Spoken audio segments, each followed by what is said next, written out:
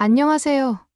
저는 금빈이라고 합니다. 중국에서 태어나 줄곧 중국의 웅대한만을 굳게 믿으며 살아왔습니다. 제 눈에 한국은 언제나 우리의 문화와 역사를 베낀 채로 작은 몸집을 부풀려 근거 없는 자신감을 가지는 나라일 뿐이었습니다. 예로부터 한국인은 중국 것을 훔쳐가서 자기 것인 양 포장하는 데 능하다고 저는 굳게 생각해 왔습니다. 제 주변 사람들 또한 대부분 그러했습니다. 그래서 한국에 대해서는 특별히 관심을 둘 일도 없었고 그저 작은 나라가 괜히 발버둥 치는구나 하고 여기며 무시하고 살았습니다. 하지만 제 직업 특성상 어쩔 수 없이 한국을 자주 들여다볼 수밖에 없게 되었습니다. 저는 해외 철강 프로젝트 시공 감독이라는 일을 맡고 있는 특수 분야 전문가입니다. 국내 여러 철강 기업의 해외 공사 현장에서 감리를 보고 프로젝트가 제때 완수되도록 조율하는 일을 해왔습니다. 굳이 말하자면 철을 생산해내는 고로와 설비를 어떻게 설치하고 운영하는지 감독하는 자리이지요. 저는 당연히 세계 최고 철강 강국은 중국이며 한국의 철강 기술은 결국 중국 기술 카피판이라 생각해왔습니다. 한국의 철강 회사가 한두 번씩 뉴스에 오르내리긴 했지만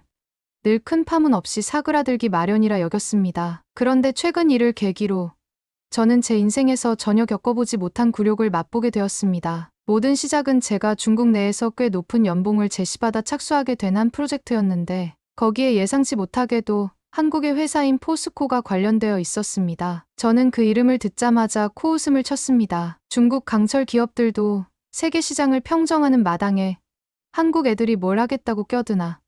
어차피 잘해야 이인자 아니야? 이런 마음으로 처음에는 무시해 버리고 싶었습니다. 하지만 상황이 간단치 않았습니다. 제 상사가 이번 프로젝트에서 포스코와 협력할 일이 생기니 현황 좀 파악하라. 내가 국제 철강 분야에서 경험도 많고 특히 프로젝트 시공 면에서는 베테랑이니 직접 가 보라라고 지시를 해온 겁니다. 저는 솔직히 기분이 나빴습니다. 왜 내가 한국 놈들을 상대로 애써 시간을 써야 하나? 중국 철강이 최고라는 사실을 내가 증명이라도 해야 하나 라는 생각으로 분해하면서도 일단 돈과 경력 때문에 어쩔 수 없이 수락했습니다. 처음엔 한국이라는 나라를 밟아보는 것 자체가 자존심 상하는 일이었습니다. 중국이야 말할 것도 없이 엄청난 면적과 인구, 수천 년 역사로 세계에서 으뜸가는 문명국가인데 한국은 어떻게 해도 우리를 뛰어넘지 못하는 작은 반도 국가라고 생각했기 때문입니다. 가봤자 별거 있겠어?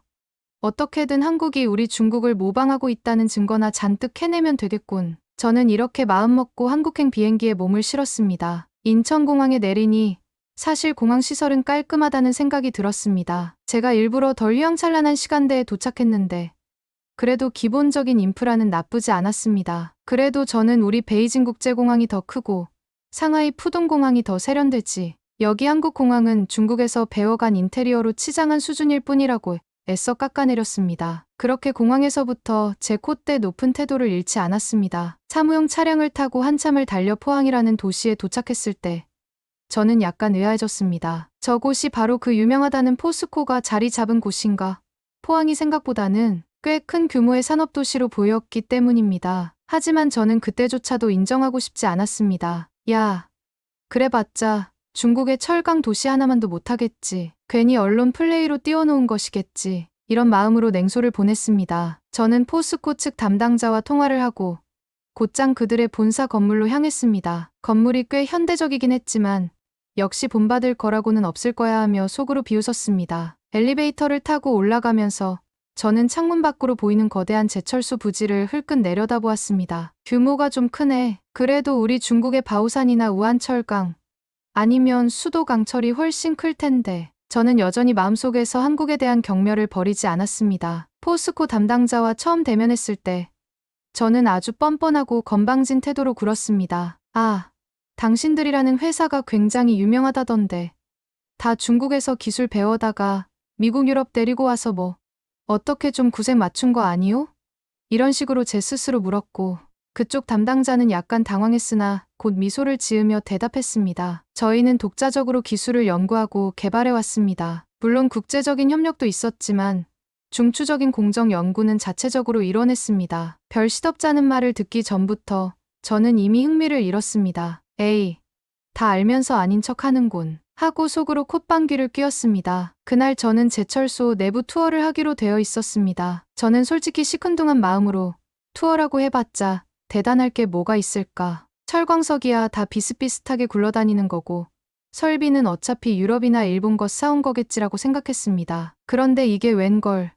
고로 주변의 설비가 의외로 깔끔하고 체계적으로 운영되고 있었고 작업 동선이 매우 효율적으로 꾸려져 있었습니다. 작업자들이 철광석과 석탄을 소결 없이 바로 투입하는 신공법으로 압도적인 효율을 내고 있다는 얘기를 들었을 때 저는 잠시 귀를 의심했습니다. 이게 무슨 말도 안 되는 소리인가. 용광로에 바로 분말 형태의 광석을 넣는다니?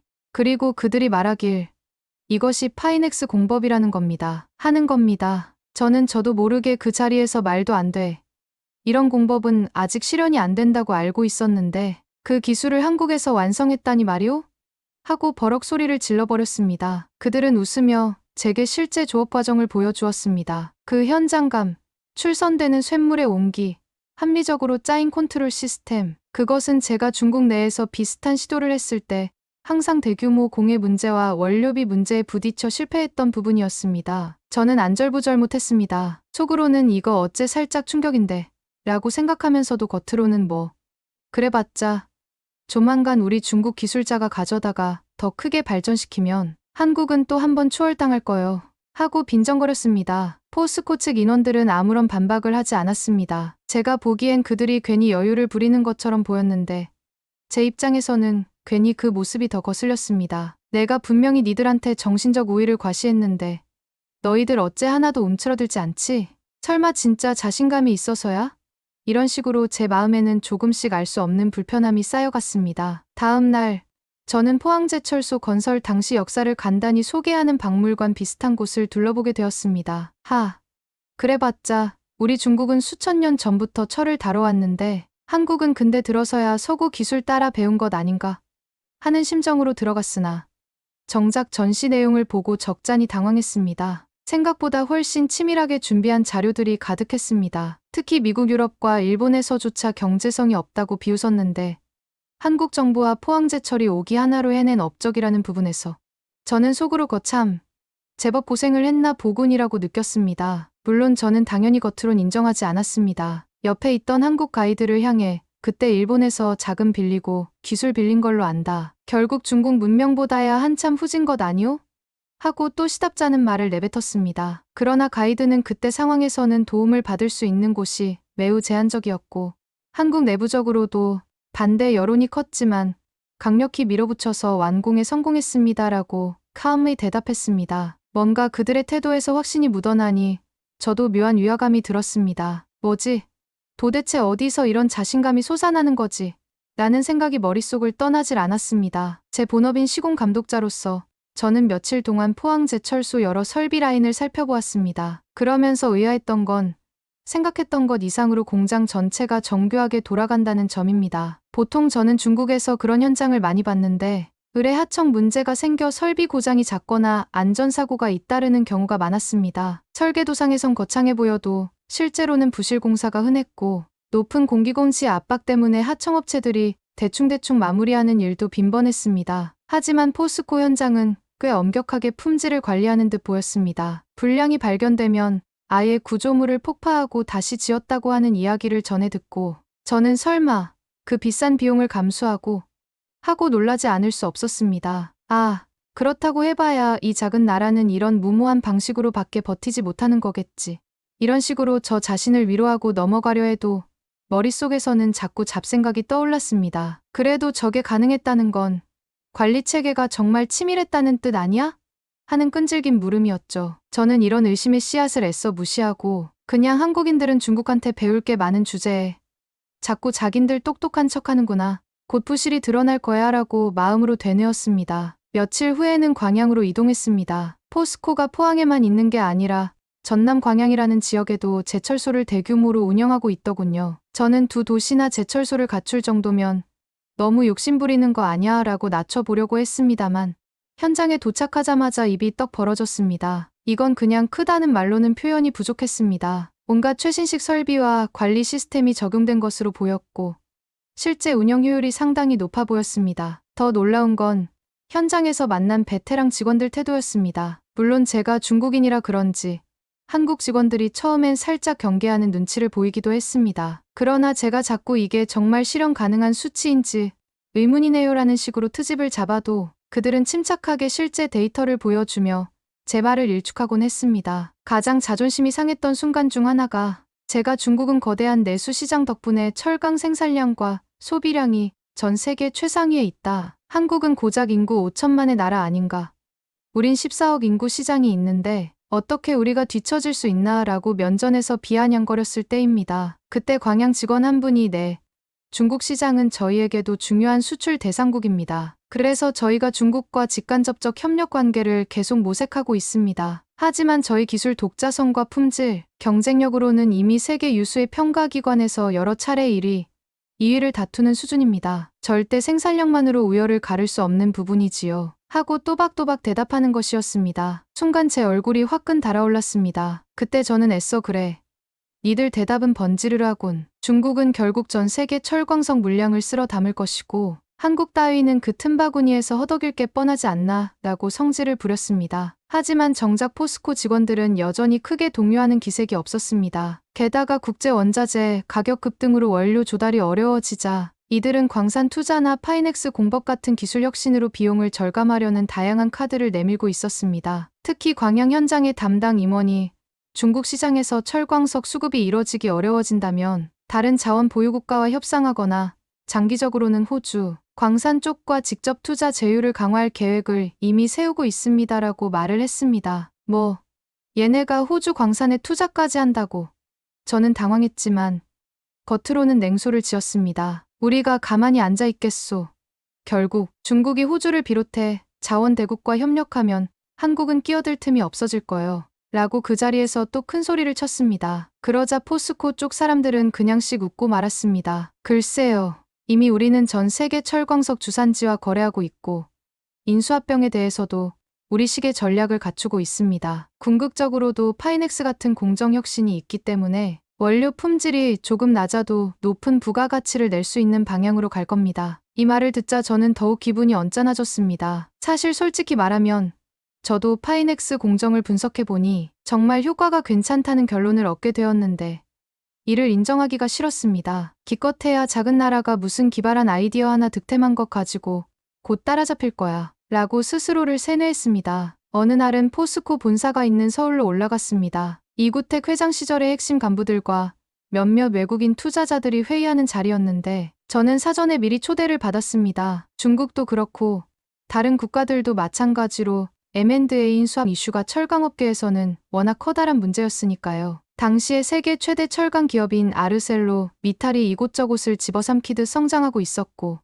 일본의 신일본제철이나 한국의 포스코도 공격 대상이 되지 않을까 하는 우려가 많았습니다. 저는 속으론 한국 회사야말로 가장 손쉬운 먹잇감 아니겠어? 라고 생각하고 있었습니다. 그런데 회의에 참여해보니 포스코가 이미 일본 신일본제철과 교차 지분을 갖고 협력 체계를 구축해 놓았고 또 다른 파트너들과 끈끈한 관계를 맺고 있었습니다. 저는 그 서류를 살펴보며 나름 치밀하게 방어선을 쳐놨네. 그래도 결국 미탈이 쑤셔 들어오면 쉽지 않을 텐데 라는 생각을 했지만 동시에 제가 중화의 위신을 앞세워 우리가 만약 대대적으로 압박을 한다면 한국이 버틸 재간이 있을까라고 빈정대기도 했습니다. 그때 그들은 저를 향해 글쎄요. 한국에서 포스코는 그냥 한 기업이기도 하지만 국민 경제에 워낙 중요한 역할을 해왔습니다. 투자자 입장에서 함부로 공격하기는 쉽지 않을 겁니다라고 냉정하게 대답했습니다. 저는 또다시 속에서 열불이 치밀었습니다. 뭐야? 이들은 왜 이렇게 당당하지? 대체 어디서 나오는 배짱인 거야? 저는 이해가 안 됐습니다. 회의장 밖으로 나오니 기자들이 진을 치고 있었는데 취재용 카메라가 저를 향해 들이밀어졌습니다. 저는 당황했지만 중국 쪽 대표라는 타이틀을 내세워서 우리는 더 큰 시장을 가지고 있고 곧 글로벌 철강 질서를 중국이 주도하게 될 겁니다. 한국은 그 뒤를 따를 수밖에 없지요라는 요지의 짧은 코멘트를 던졌습니다. 그러고서는 잽싸게 회의장을 빠져나와 버렸습니다. 몸이 뜨거워지는 것이 느껴졌습니다. 아니, 어쩌다가 이런 나라에서 이렇게 많은 시간을 쏟고 있지. 차라리 우리 대륙으로 돌아가고 싶어.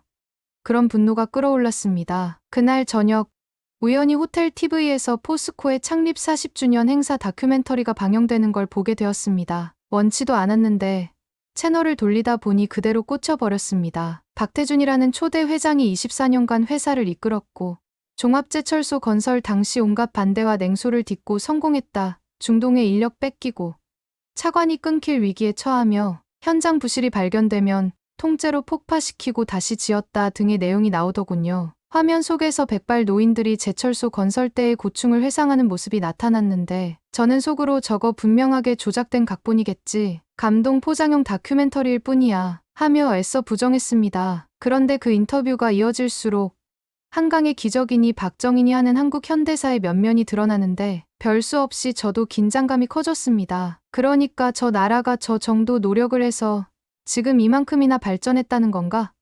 말도 안 돼. 중국이 훨씬 더 위대하지 않은가? 라고 정신승리를 시도했으나 어딘가 불안이 느껴졌습니다. 며칠 뒤 저는 다시 포항으로 돌아갔습니다. 이번에는 직접 공장 내 각종 서류와 성과 자료를 살펴볼 수 있게 허가받아 좀 더 구체적인 조사를 해보려고 했습니다. 물론 제 속셈은 어디 허점을 찾아내서 중국의 우월함을 증명해야겠다라는 것이었습니다. 그런데 웬걸 하루 종일 공장을 돌아다니고 연구기술원 사람들을 붙잡고 물어봐도 뾰족한 약점을 잡기가 어려웠습니다. 품질 관리, 생산성, 원가 절감, 어느 방면이든 체계가 잡혀 있었습니다. 모든 것이 완벽할 순 없다. 분명 어딘가 구멍이 있을 텐데 라며 저는 길길이 뛰었지만 돌아오는 건 아직 개발 중인 부분이 있지만 그 점은 이렇게 보완할 계획입니다. 수개월 후엔 더 효율적으로 개선될 겁니다라는 침착한 답변뿐이었습니다. 결정적으로 저를 폭발하게 만든 사건이 있었습니다. 제가 어느 현장 직원에게 심통 부리듯 이렇게 말했습니다. 그래도 결국 중국 시장이 세계 철강산업 주도권을 손에 쥐고 있는데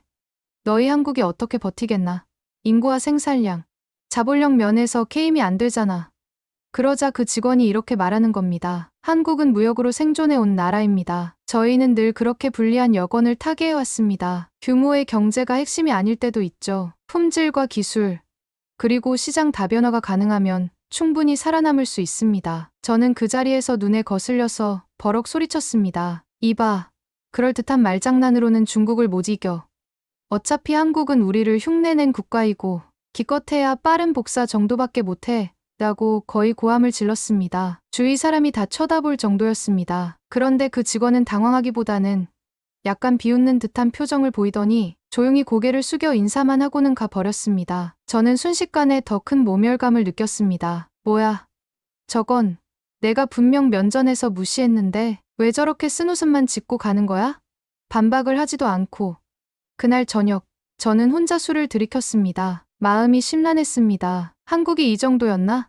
차라리 내 눈에 거짓말로 보였으면 좋았을 텐데. 저도 인정하기는 싫지만 뭔가 현실이 말해주는 것들이 제 편이 아니었습니다. 그 후로도 관련 프로젝트를 검토하는 차원에서 저는 포스코의 관리 회의에 몇 번 더 참여하게 되었습니다. 하지만 갈수록 더욱 뚜렷해진 사실은 이 회사가 어설픈 실력으로 버티는 곳이 아니다라는 점이었습니다. 국제적으로 철광석 가격이 폭등하는 와중에도 자체 기술 혁신이나 해외 투자 등을 발빠르게 모색하고 있었습니다. 추가로 동남아에 공장을 세운다든지 인도나 베트남 등에서도 새로운 라인을 깔아간다는 계획을 듣고야 너희가 감히 중국을 건너뛰고 동남아 시장을 확보한다고 라며 콧방귀를 뀌었습니다. 하지만 정작 그들은 이미 오래전부터 해외 사업을 확장해왔고 추가로 M&A도 고려 중입니다라며 오히려 저보다 한 걸음 앞서 있었습니다. 저는 도무지 이해가 되지 않았습니다. 이 조그마한 나라가 어떻게 이렇게까지 하는 거지? 전부 허풍이겠지. 하고 깎아내리기 바빴습니다. 그런데 중국 본사에서 저한테 걸려온 전화가 한 통 있었습니다. 금빈, 혹시 한국 포스코 측과 전략적 제휴를 맺을 수 있는 가능성은 없나? 우리가 신용공법이나 해외 공동 투자 관련해서 이득을 얻을 수도 있을 것 같은데 라고 말하는 겁니다. 저는 귀를 의심했습니다. 중국이 어떻게 한국한테 먼저 손을 내밀어? 말도 안 돼. 그래서 저는 격분한 목소리로 외쳤습니다. 중국이 왜 한국 따위를 필요로 합니까? 우리가 다 가져와서 직접 구현하면 되죠. 그러나 상사는 너 지금 정신 못 차리고 있구나. 한국 기술이 꽤 진척이 있다고 들었다. 괜히 자존심 세우지 말고 실익을 따져야 한다라고 엄하게 질책했습니다. 그날 이후 저는 정말 속에서 천불이 났습니다. 결국 우리 중국이 한국보다 우위에 있다는 내 믿음이 이렇게 흔들리는 거야? 말도 안 돼 라는 생각이 쉴 새 없이 맴돌았습니다. 그래도 저는 끝까지 포기하지 않고 어떻게든 포스코의 맹점을 파헤치려 들었습니다. 그러나 시간이 갈수록 찾기가 어려웠고 그들의 기술력과 노하우가 생각보다 탄탄하게 쌓여 있음을 자꾸 확인하게 됐습니다. 매번 그들은 이 부분은 이렇게 운용됩니다. 지금까지 쌓인 자료로 성능을 개선했고 공정 자동화도 진행 중입니다라며 체계적인 자료를 내보였습니다. 심지어 저보다 나이가 훨씬 어린 연구원도 제 질문에 막힘없이 대답하곤 했습니다. 저는 끝끝내 시인하기를 거부했습니다. 한국이 이 정도라니.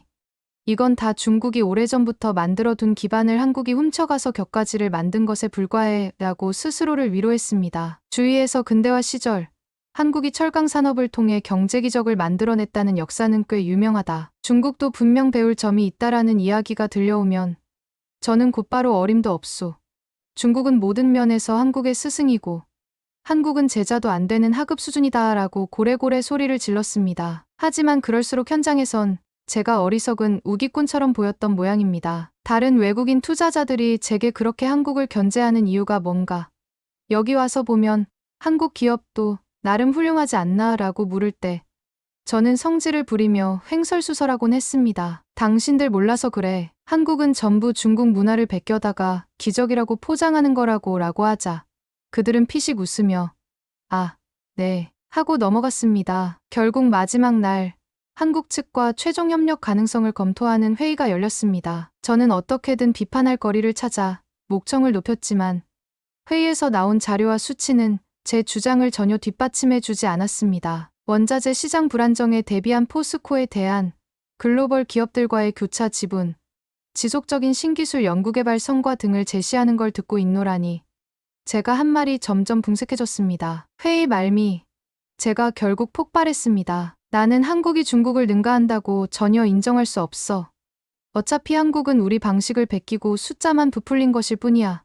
하고 자리에서 벌떡 일어나 버렸습니다. 그런데 회의장에 있던 임원들이나 참관자들은 저를 그저 어이없다는 듯이 바라볼 뿐이었습니다. 저는 자기 합리화를 계속 떠올리며 뛰쳐나왔습니다. 문제는 그 광경이 일부 기자들에게 포착된 겁니다. 중국인 감독관이 발끈해서 소리치다 나가는 모습이 그대로 사진과 영상으로 찍혀버렸습니다. 그리고 기사는 곧바로 퍼져나갔습니다. 중국 측 인사가 포스코 협력회의에서 근거 없이 큰소리치다 망신당해라는 식으로 온라인에서 회자되더군요. 저는 이 사실을 나중에 호텔방에서 접하고는 치가 떨려 견딜 수가 없었습니다. 어떻게 중국이 망신을 당해?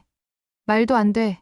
하면서도 돌이켜보면 제가 내세운 근거랄 것이 전부 막연한 우월감밖에 없었다는 점이 떠올라 얼굴이 화끈거렸습니다. 저는 화가 나서 한국 인터넷을 뒤져봤는데 대부분 별 근거도 없이 한국을 무시하더니 저렇게 망신당한다라는 반응이 많았습니다. 결국 저는 한국 체류 기간을 짧게 정리하고 중국으로 돌아가고 말았습니다. 상사와 동료들은 왜 그렇게까지 감정을 실어 일을 하고 왔느냐? 우리는 실제로 포스코와 기술 제휴를 검토하는 쪽으로 가려 했는데 너 때문에 분위기가 더 안 좋아졌다라고 제게 질타를 퍼부었습니다. 저는 변명했습니다. 그들은 거짓 프레젠테이션을 한 거예요. 실제론 대단하지 않을 겁니다. 하지만 그런 말이 전혀 먹혀들지 않았습니다. 그 뒤로도 포스코는 계속 성장하는 모양새를 보였습니다. 국제시장에서도 주가가 안정적으로 오르면서 끊임없이 새로운 시도를 하고 있었지요. 저는 속으로 결국 저 회사가 계속 잘 나간다고? 어림도 없지. 언젠간 우리 중국이 모든 면에서 집어삼킬 거야. 라고 맹렬히 부정했습니다. 그런 제 모습이 웃기다는 걸 알면서도 저는 끝까지 제 자존심을 지키기 위해 꼿꼿이 버텼습니다. 한국이 정말 철강업에서 또 무슨 혁신을 하든 중국이 곧 따라잡는다. 한국은 우리만큼 인구도 자원도 없고 결국 좌초할 거야 라고 입버릇처럼 외치고 다녔습니다. 하지만 제 등 뒤로는 제가 회의장에서 소리치던 영상이 남아 여전히 해외 업계 사람들에게 빈축을 사고 있다는 걸 알고 있었습니다. 지금도 저는 이렇게 믿고 있습니다. 한국의 철강 기술은 본래 중국이 낳고 중국이 키웠다. 한국이 잠시 허세를 부린 것일 뿐이며 조만간 무너질 테니까 두고 보자 하고 말입니다. 아무리 제 주변에서 당신 그렇게 주장하다가 또 망신당하지 말라고 만류해도 저는 당당히 제 주장을 펼칩니다. 왜냐하면 저는 근빈, 천하의 대국 중국 출신이니까요. 제가 어찌 한국 따위를 제대로 인정할 수 있겠습니까? 사실은 제가 포스코 현장을 돌아보면서 내심 깜짝 놀랐고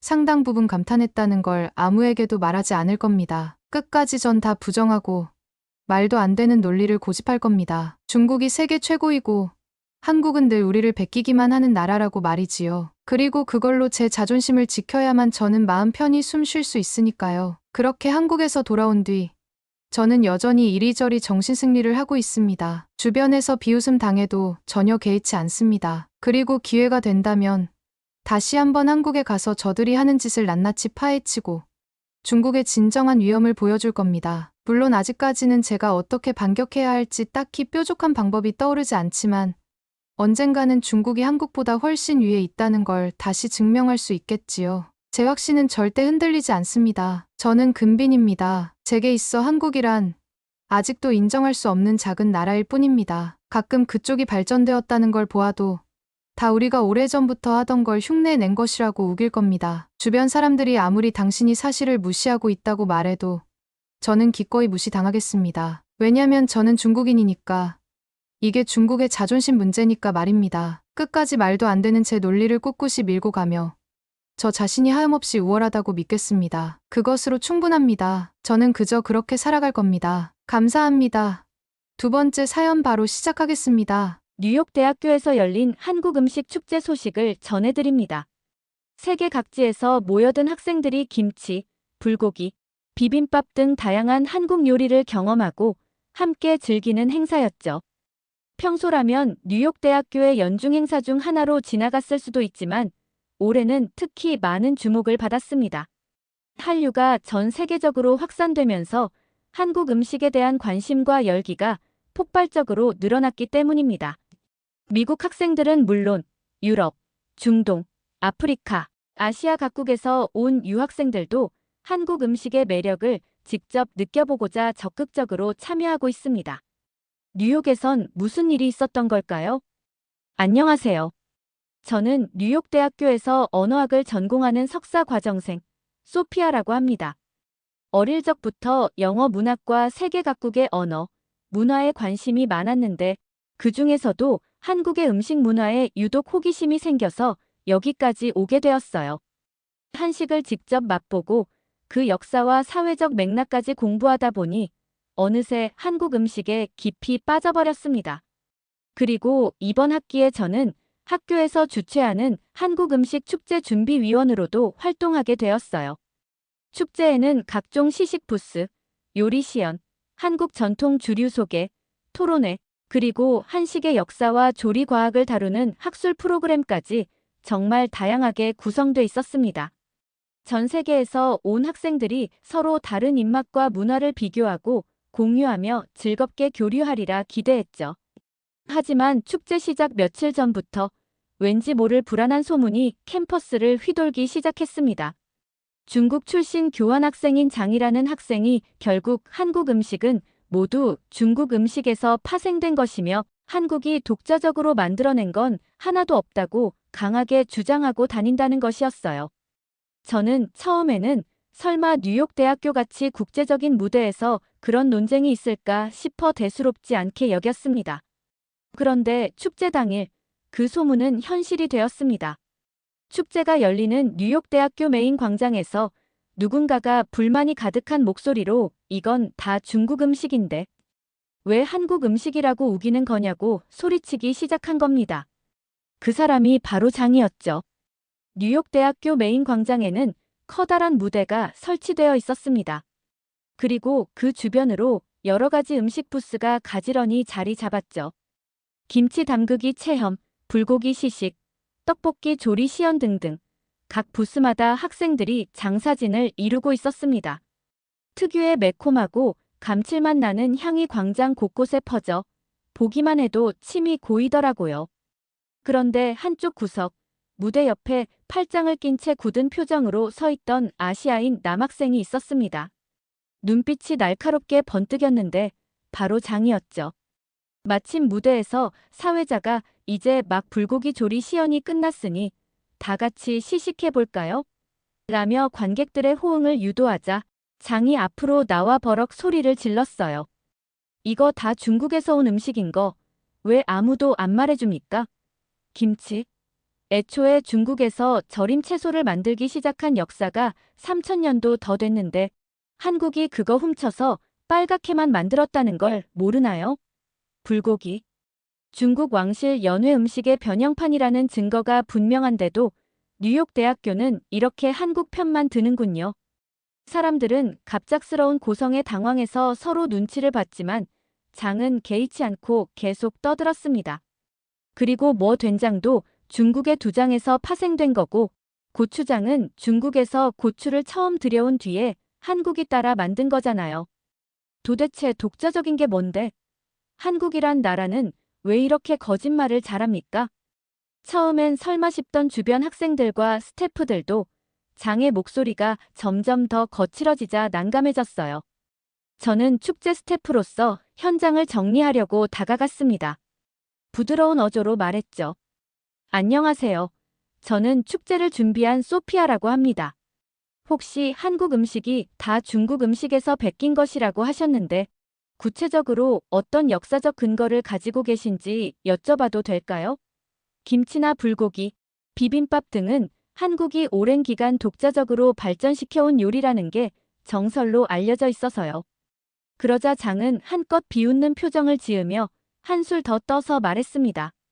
한국이 독자적이라니, 그건 한국 측에서 조작한 역사에 불과하죠. 여러분, 옛날에 고춧가루도 중국에서 먼저 썼고, 간장도 중국에서 만들어 한국으로 수출해 준 것 아닙니까? 한국은 소금 한 알조차 원래 중국 거라고요. 진짜 역사는 중국에 있는데 왜들 이렇게 미국 명문대에서까지 한국에 속는 건지 모르겠네요. 주변에 있던 학생들이 소금까지 중국 거라니 이건 또 무슨 말도 안 되는 소리야 하는 표정으로 장을 바라봤어요. 하지만 장은 도리어 내가 중국에선 진실만 배워왔다 면서 더 크게 목소리를 높였습니다. 다행히 다른 스태프들이 장을 진정시키며 내일 진행될 학술 세션에서 서로의 근거를 비교해보는 건 어떠냐고 제안했고 상황은 일단락됐습니다. 그런데 축제 첫날부터 이런 소동이 벌어져서 많은 학생이 와 올해 한국 음식 축제는 제대로 폭탄을 맞았네라며 신기해하더군요. 다음 날 아침 뉴욕대학교 역사 깊은 강당에서 한국 음식 축제 메인 학술 세션이 열렸습니다. 한국인 교수님들과 미국인 교수님들이 한국 음식의 발효 기술, 조미 문화, 역사적 변천 등을 발표하고 질의응답을 받는 시간까지 마련돼 있었죠.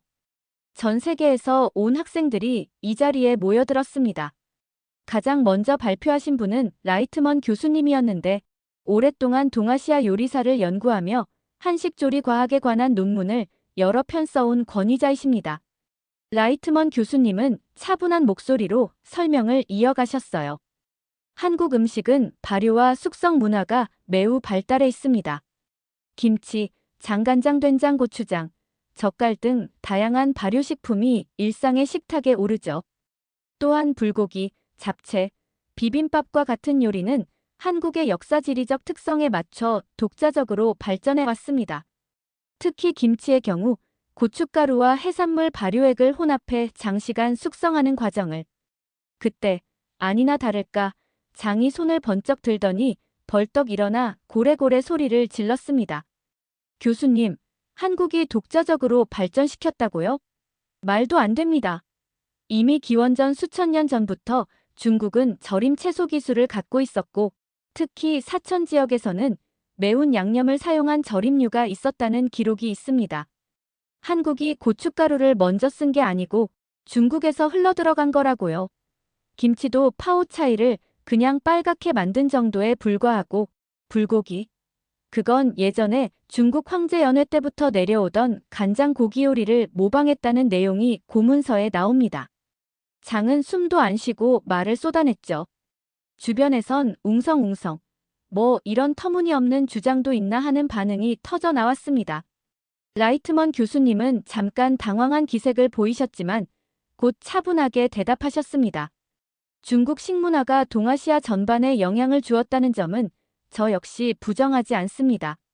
그러나 한국이 자체적으로 발달시킨 발효 양념법, 예컨대 젓갈을 섞어서 만드는 김치나 고추장, 문화, 그리고 고기를 얇게 썰어 간장, 설탕, 참기름, 배즙 등을 배합해 굽는 불고기 같은 것들은 분명 한국 특유의 조리법과 맛이 존재합니다.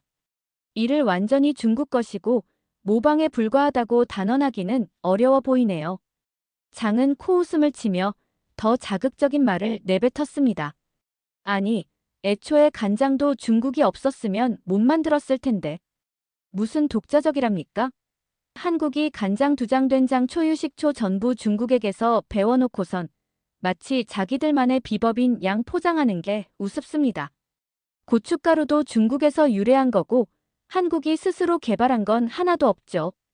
제가 보기엔 그냥 중국 음식 짝퉁에 가까워요. 이 말에 주변이 더욱 술렁이기 시작했습니다. 몇몇 학생들은 노골적으로 장을 비판하거나 어이없다는 표정을 지었죠. 그래도 라이트먼 교수님은 잠시 뒤 다른 발표자분들도 의견을 주실 테니 조금만 기다려 달라며 달랬습니다. 학술 세션이 이어지는 동안 다른 한국인 교수님들과 미국인 교수진들도 차례로 마이크를 잡고 한식의 역사, 발효과학, 문화적 의의를 발표했는데 장은 계속해서 손을 들고 더 말도 안 되는 주장을 쏟아냈습니다. 비빔밥도 사실 중국의 헛거 재료 섞기에서 아이디어를 빌려온 거다. 한국에서 먹는 쌀 자체가 중국에서 가져간 것 아닌가? 그럼 음식 전부가 중국 거지. 심지어 파전도 춘권과 유사하다. 전을 부치는 행위도 중국이 먼저 했다는 기록이 있다. 심지어 장은 미국인들이 이건 진짜 한국 음식이라고 배우는 갈비찜조차 예전에 중국 송나라 시대 문헌에 나오는 당저우, 소갈비 레시피를 베낀 거다라고 주장하며 근거라고 제시한 자료가 사실 진위가 불분명한 인터넷 게시물 캡처였다는 후문도 있습니다. 결국 학술 세션이 마무리될 무렵 라이트먼 교수님이 다시 한번 종합적으로 설명했습니다. 물론 동아시아 식문화는 서로 영향을 많이 주고받았고 중국이 오랜 역사를 가진 위대한 요리 문화를 발전시켰음은 모두가 인정합니다. 하지만 한반도 고유의 기후지형, 재료 수급 환경, 조선 왕조 시절의 정치사회 구조 등이 결합되어 발전해온 음식들을 전부 중국 음식 짝퉁이라고 일축하기는 어려워요. 예를 들어 김치의 발효 과정을 자세히 보면 고춧가루와 젓갈을 활용해 특정 유산균이 활발하게 번식하도록 만드는 독자적 방식이 있어 파오 차이와 확연히 구분되는 미생물 생태계를 형성합니다. 그럼에도 장은 중국이 아니었다면 한국은 존재 자체가 불가능했다. 음식도 마찬가지라는 식으로 계속돼 받았습니다. 주변에선 저 정도면 거의 종교적 신념 수준이네라며 혀를 내둘렀죠. 학술 세션 후 저와 제 친구 제이는 한식 조리 원리 체험 부스로 이동했어요. 이날은 특별히 불고기 단백 버전을 직접 만들어보는 시간도 마련됐습니다. 미국 학생들이 고기를 얇게 썰고 간장, 설탕, 마늘, 참기름, 양파를 버무린 뒤 프라이팬에 볶아 먹어보면서 즐거워했죠. 오, 이건 진짜 부드럽고 맛있다. 한국식 불고기 소스가 달짝지근하면서도 고소하네. 학생들은 환호하며 직접 만든 불고기를 한 입씩 시식했습니다. 그런데 부스 한쪽에 또 나타난 장이 고개를 절레절레하며 일갈했습니다. 불고기 소스도 전부 중국 간장과 중국 식재료가 없었으면 못 만들었을 텐데 대체 왜 한국 음식이라고 고집하는지 이해가 안 되네요. 이게 다 황제의 연회 음식을 어떻게든 흉내낸 거라는 걸 제가 알고 있습니다. 여러분, 속지 마세요. 주변 학생들이 그러면 왕이나 황제를 언급하는 문헌을 좀 보여주든가 라고 하자 장은 답 대신 중국 역사서에는 다 나와 있다고 말할 뿐이었습니다. 정작 정확히 어느 시대, 어느 책인지 말하지는 않았죠. 제가 재빠르게 나서서 중국 간장도 훌륭한 음식 문화지만 한국은 한반도 지역에 맞는 발효 숙성 방식으로 간장을 만들어 왔고 소고기에 배즙이나 과일즙을 넣는 독특한 양념법을 발전시켰다고 설명했어요. 하지만 장은 비아냥거리며 배즙이 무슨 대단한 비밀 재료라도 됩니까? 중국 왕실에서도 과일즙 넣은 고기 요리가 있었습니다. 한국이 그걸 배웠을 뿐이죠. 라고 목소리를 높였습니다. 주변에서 저건 너무 억지 아니냐라는 탄식이 흘러나왔지만 장은 들으려 하지 않았죠. 그날 저녁 일본인 유학생 사쿠라가 장과 이야기하다가 곤란해하는 모습이 또 목격되었습니다. 사쿠라는 중국 요리를 매우 존중한다. 하지만 한국 음식 역시 분명 다른 매력과 역사를 지녔다고 본다고 말했는데 장이 엄청 격분했다는 겁니다. 일본도 마찬가지 아니야. 역사적으로 중국 문화를 수입해 갔으면서 왜 다들 자기네가 독자적인 걸 만들어낸 척하냐고. 난 그런 식으로 한국 문화를 인정한다는 태도가 불쾌해. 사쿠라는 아니, 그게 왜 불쾌하냐고 되묻자 장은 한국이 중국에게서 문화 음식 언어 문자 전부 가져가 놓고 이제 와서 우리가 이런 독특함이 있다고 하는 게 역겨울 뿐이라고 맞받았다고 합니다. 사쿠라는 벙쪄서 아무 말도 못했고 주변 학생들이 장을 어떻게든 달래서 사건을 수습했다네요. 그리고 축제 마지막 날 저녁에는 한국 음식 테이스팅 파티가 열렸습니다. 파전, 잡채, 갈비찜, 떡갈비, 각종 나물 반찬 등 한식 대표 메뉴가 총출동했고 저녁 내내 캠퍼스가 구수하고 고소한 냄새로 가득 찼죠. 라이브 음악도 흘러나와 축제 분위기는 한층 무르익었습니다. 저는 파전 부스 옆 벤치에 앉아 구경하던 중 장이 살짝 뒤편에 앉아 있는 걸 발견했습니다. 오늘도 시비를 걸려나 하고 긴장했는데 의외로 그는 조용히 파티를 지켜보고만 있더라고요. 파티가 거의 끝날 무렵 사회자가 마지막으로 혹시 한국 음식에 대해 궁금한 점이나 의견이 있으시면 말씀해주세요. 라고 했습니다. 그러자 장이 천천히 손을 들었어요. 사람들은 또 긴장했지만 이번에는 전처럼 고함을 지르진 않았죠. 아직도 저는 한국 음식이 전부 중국 문화의 부산물이라고 생각합니다. 하지만 오늘 먹어본 갈비찜은 확실히 제 고향 근처에서 먹던 중국식 조림갈비랑 조금 달랐어요. 양념이 달짝지근한 데다 무와 당근을 넣어 부드럽게 조리한 게 중국식보다 좀 더 단맛이 강한 것 같달까? 그래도 전 이게 완전히 독립된 음식이라는 말엔 여전히 동의 못합니다. 사회자가 그렇군요. 그래도 새로운 맛을 조금은 느끼신 거네요? 라고 묻자 장은 작은 목소리로 답했습니다. 맛있긴 하더군요. 하지만 저는 평생 한국 음식은 중국 것을 2차 가공한 정도라고 배워서 그걸 하루아침에 바꾸긴 어렵겠어요. 마침 제 친구 제인이 그 자리에서 다가와 장과 다시 대화를 나누었습니다. 장, 그동안 굉장히 강하게 주장했지만 오늘 갈비찜 맛보니 어떤지 솔직한 의견이 궁금해. 난 동아시아 식문화 교류를 전공하고 있어서 중국 요리에 관한 자료도 꽤 많이 가지고 있어. 너랑 함께 비교해보는 스터디를 해도 좋겠는데 어때? 장은 잠시 망설이더니 이전처럼 적대적이지는 않은 태도로 대답했죠. 난 그래도 중국 원조라는 생각을 버리긴 힘들어. 그렇지만 내가 가진 자료를 보면 혹시 내가 몰랐던 점도 있을 수 있으니 한번 살펴보긴 할게. 그게 다 바꾸진 못할 거지만. 제이는 그렇다면 차근차근 해보자. 중국 음식이 훌륭하다는 건 우리도 인정해. 그걸 부정하는 사람이 어디 있겠어. 다만 한국 음식이 오랜 세월 고유하게 발전시킨 부분도 분명 있다는 걸 알아주면 좋겠어라고 부드럽게 웃었습니다. 장을 자세히 보니 더 이상 거칠게 반박하지는 않았고 살짝 생각에 잠긴 눈빛이었죠. 결국 이토록 시끄럽고 자극적인 장 논쟁 속에서도 한국 음식 축제는 대단원의 막을 내렸습니다. 장은 축제 내내 한국 음식 중국 짝퉁이라는 극단적 주장을 펼쳐댔고 때로는 말도 안 되는 논리 한국은 소금도 원래 중국 거다. 심지어 비빔밥이 헛궈 재료 섞기에서 온 것 등을 꺼내 들어 모두를 황당하게 했습니다. 하지만 축제 마지막 즈음 장 스스로도 한국 음식이 맛 자체가 조금 다르긴 하다는 사실만큼은 인정하기 시작했죠. 100% 태도를 바꾸진 않았지만 이 정도면 그래도 작은 변화를 보인 셈입니다. 축제 이후 뉴욕대학교 커뮤니티에는 이번 사태를 두고 다양한 의견이 올라왔습니다. 장 덕분에 한국과 중국 음식의 차이점을 더 공부해보게 됐다. 각 나라가 서로 영향을 주고받으면서도 고유한 조리법과 맛을 만들어냈다는 걸 재확인했다. 중국 식문화의 위대함은 인정하지만 그렇다고 한국 음식을 모든 게 짝퉁이라고 단정 짓는 건 너무 극단적이다. 중요한 건 장의 과격한 발언으로 인해 생긴 불편함도 있었지만 많은 학생들이 음식 문화 교류에 대해 보다 깊이 생각해보는 계기가 됐다는 것이었죠.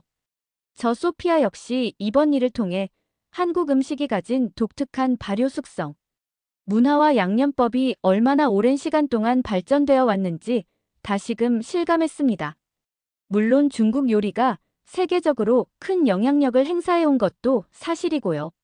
문제는 그 교류 과정을 단순히 모두 중국에서 베낀 것이라고 치부해버리면 실제로 한국이 독자적으로 발전시킨 수많은 요소들을 놓치게 된다는 거예요.